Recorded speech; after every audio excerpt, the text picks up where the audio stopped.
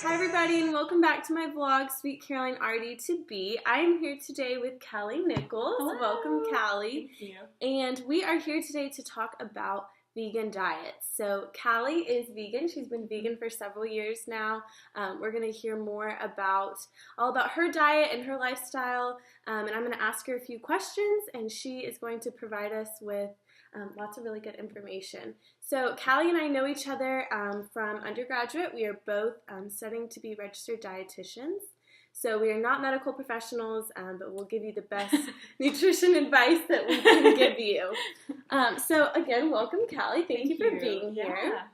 I just wanted to start off and kind of let everyone know maybe the definition of vegan, vegetarian, just kind of define that and lay that out for us. Absolutely.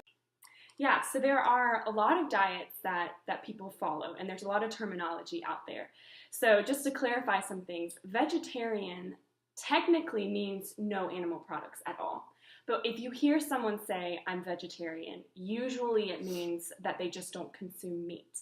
It really means that technically they're a lacto-ovo vegetarian, which means that they eat dairy and egg, but not meat. But generally speaking, when someone says vegetarian, it's just no meat. Some people are pescatarian, which means they don't eat any meat except for fish and maybe seafood. Vegan means no animal products whatsoever. So that is going to be a strict vegetarian diet. So no dairy, no egg, no meat, no seafood, no fish, and really strict vegans don't consume honey, because honey is considered to be an animal product because it's made from bees. So that's a little clarification on the terminology. Okay, awesome. Thank you for clarifying that. So next question, what are some reasons why people would choose to go vegan? When did you choose to go vegan and what were those reasons for you? Absolutely. So there are a lot of reasons why people are vegan. There are ethical reasons. So if someone says they're an ethical vegan, it means that they're vegan for the animals and because of the treatment of animals within the animal industry, or it could just be that they don't believe in using animals as resources. So that's where it extends to like not eating honey because people don't believe in using bees as a resource. There are environmental reasons. So if someone says they're an environmental vegan, it usually means they are specifically concerned with the environmental implications of the animal industry, and the animal industry being one of the #1 contributors to global warming, and so that's a really big component. And then there are health reasons. So some people, I mean, everybody's body is different, and some people really thrive off of a plant-based diet. I certainly thrive off of a plant-based diet. Some people use that plant-based diet to kind of offset maybe some genetic predispositions that they may have. And so that kind of brings me to why I chose to be vegan. I'm coming up on 4 years of being vegan, which is crazy. It's been a while. And there were a lot of things going on in my life when I decided to go vegan. And just to clarify, I do eat honey. So I'm like super strict vegan. So there were several things going on in my life when I decided to go vegan, and I was coincidentally researching veganism for an English class that I was in, this project, when I used to go to Clemson. And I'd heard about veganism, and my preconceived notion was that all vegans were skinny, unhealthy, and like gaunt and gray looking, and like didn't get what they needed to get nutritionally. And so I wanted to do more research into it to really see if that was true. And through my research, I found that was so far from the truth, that vegans who do veganism well and who get all their nutrients the way that they need to, just like everybody, that they are healthy, and that sometimes they're even healthier, they feel better, they are more energized. And at the same time, I had lost 2 of my grandparents that semester to either a chronic disease or complications because of a medication that they were taking because of a chronic disease. And both of these chronic diseases could have been prevented if they had modified their lifestyle and had chose more wisely. their eating habits.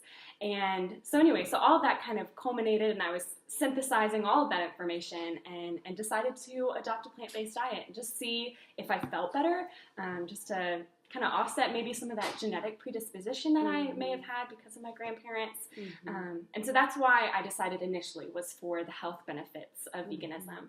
And then, you know, originally I didn't want people to think I was this like crazy vegan, crazy like ethical against all things that use animals. And so I would always say I'm vegan, but not for the animals. I always said that, which is so funny to me now because the ethical side of veganism is a huge reason why I continue to be vegan. And that's it's just a really important thing.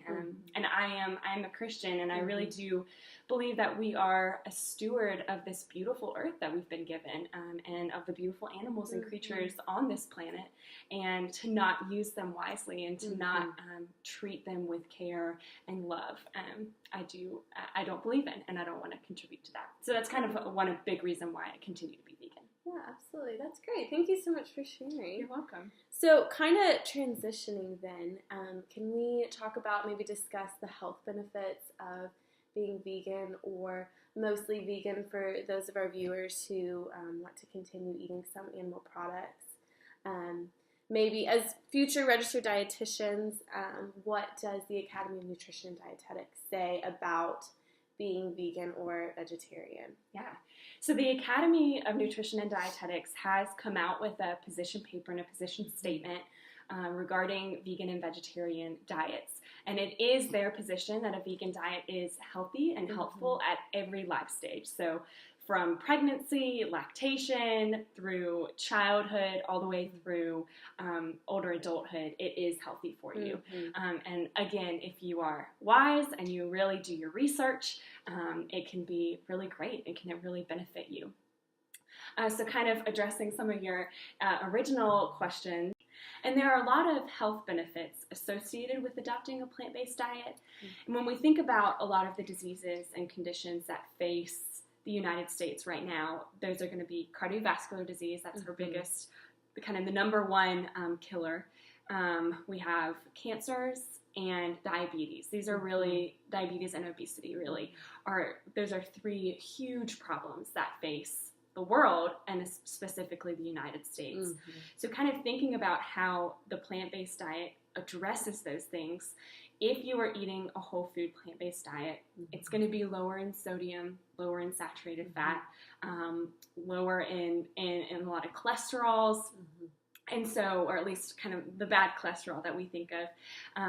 And so that all contributes to cardiovascular disease. So if you are consuming a whole food plant-based diet, hypertension is not going to be as big of an issue. Of course, you know, there's always a genetic component. So there's no one thing that is a cure-all. A lifestyle modification and physical activity is really important to pair with your diet. But anyway, so cardiovascular disease prevention, that's going to be huge. Cancer prevention, there's less like solid reach that supports a statement saying a plant-based diet prevents the cancer, because there is such a genetic component to cancer. But a whole food plant-based diet is going to be full of antioxidants, which we know contribute to at least lessening the severity of cancer or in the treatment of cancer. And then diabetes and obesity, if you are eating a whole food plant-based diet, you're eating nutrient-dense foods, foods that aren't high in calories, aren't high in processed sugars, and those are all going to help with weight management, which is really important, of course, in obesity and with diabetes. Weight management and physical activity are huge for the treatment and prevention of diabetes. How I like to think of it is the package that you are consuming. So yes, meat, dairy, eggs, they do give you lots of protein, some good fats, iron, all sorts of things in meat, dairy, and egg. But if you think about the package that it comes in, does it come with saturated fat? Does it come with cholesterol and high salt and all these other things that come with the good stuff?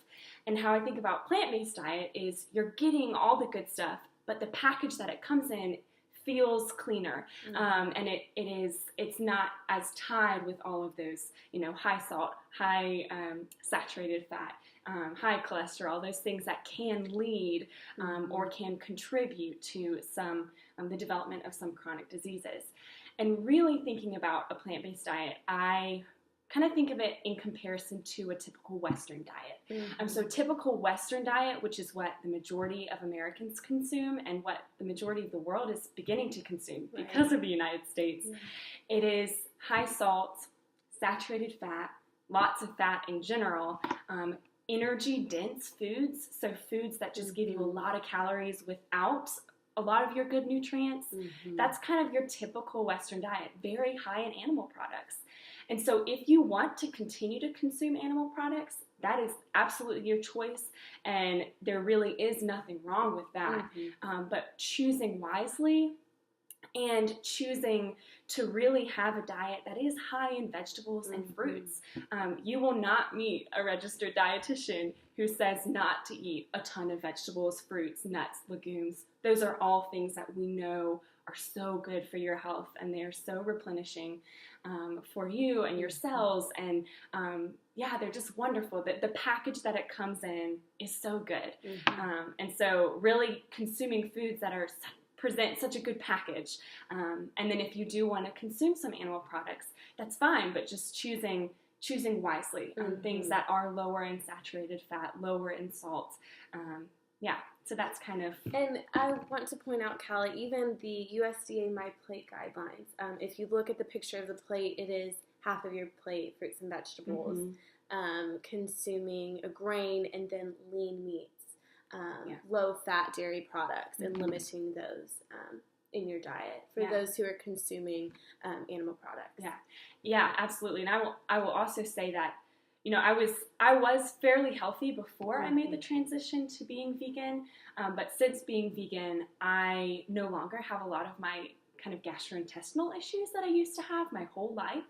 I feel like more energized a lot of the time, and that honestly I think is just switching to more of a plant-based diet, and a whole food plant-based diet. So not looking at packaged processed plant-based foods, but really going into the produce section and purchasing that whole food and cooking and eating with that.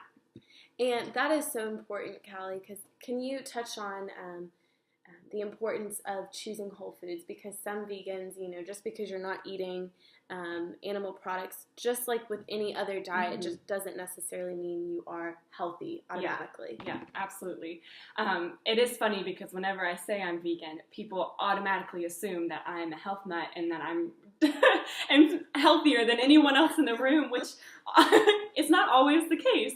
And it is really funny because I could eat peanut butter jelly sandwiches every day.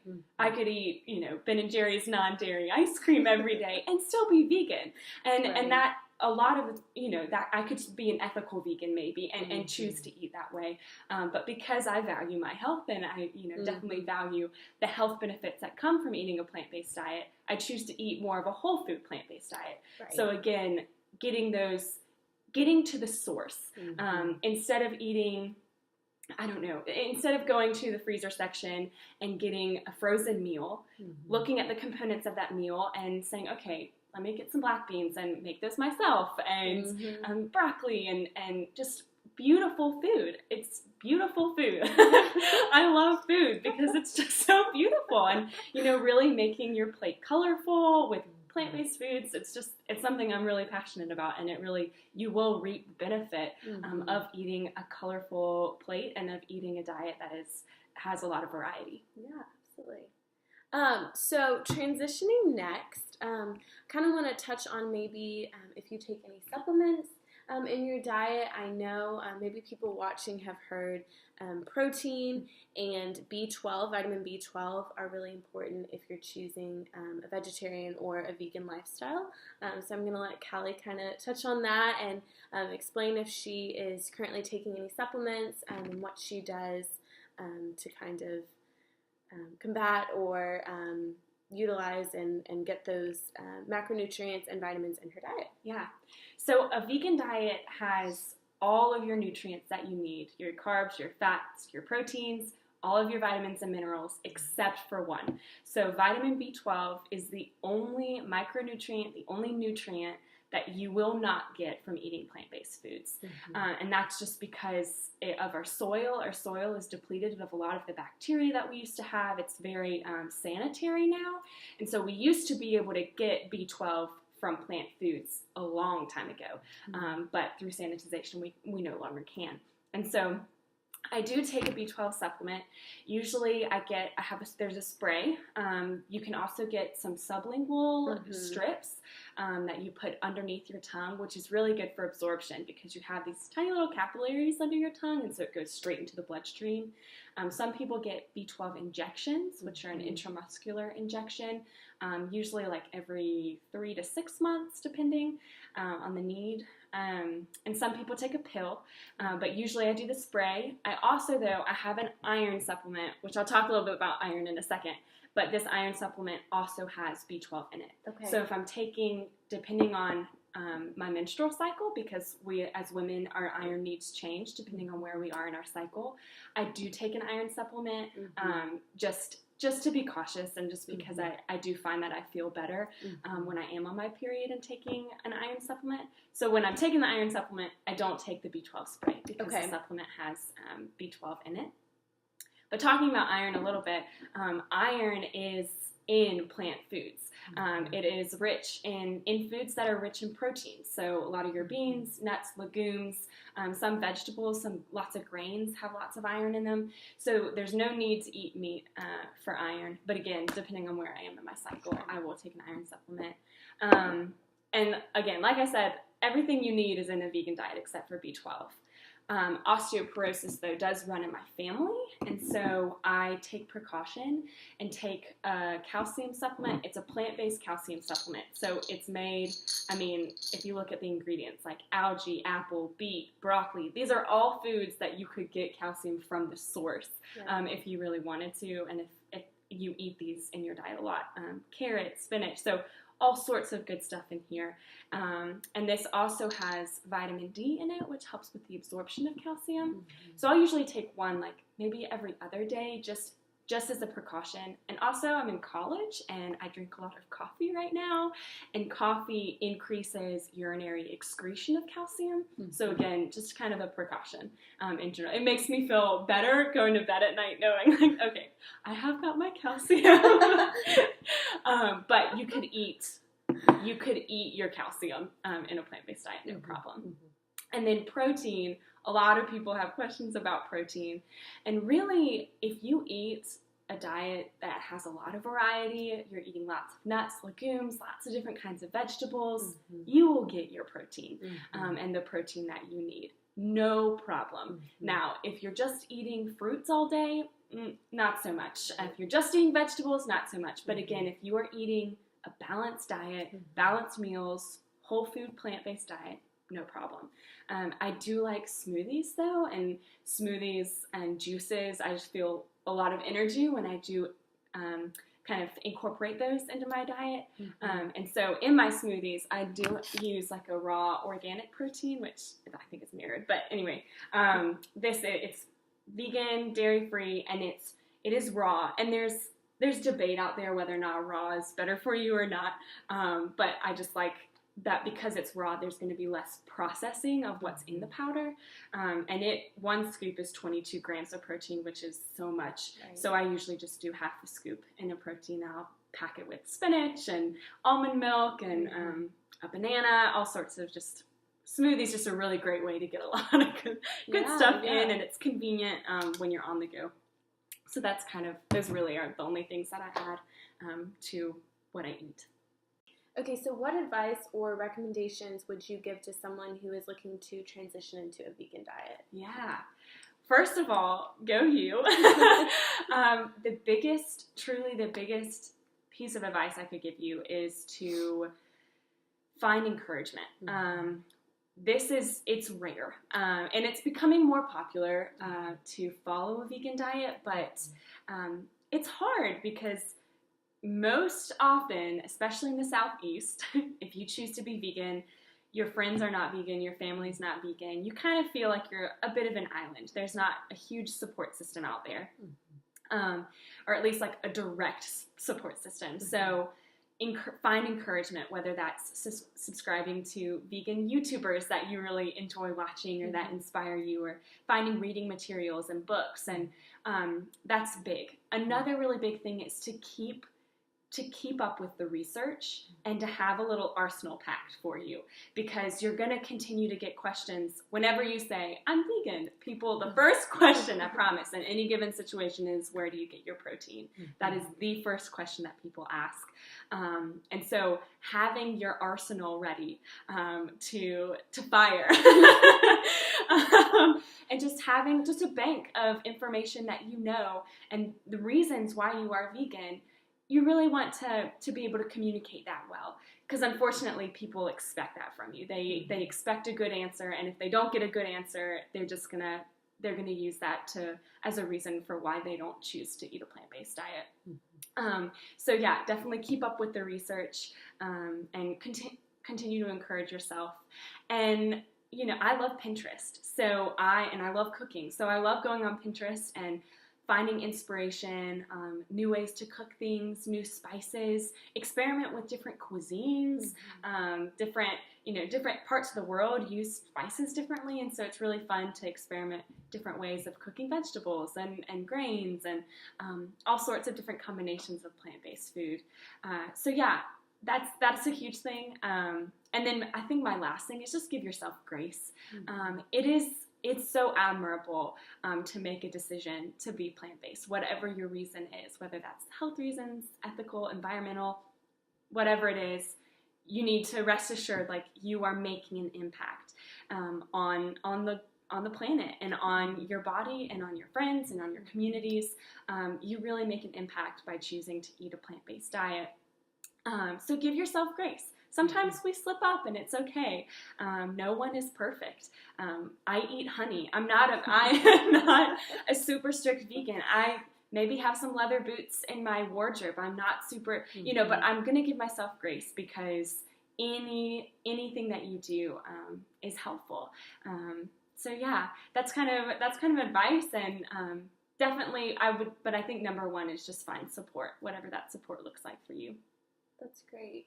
Well, I want to thank Callie so much for being here today and sharing all about her vegan lifestyle and sharing tips and advice and information for us, because I think it's so important to understand the health benefits as well as just to be more educated on the topic.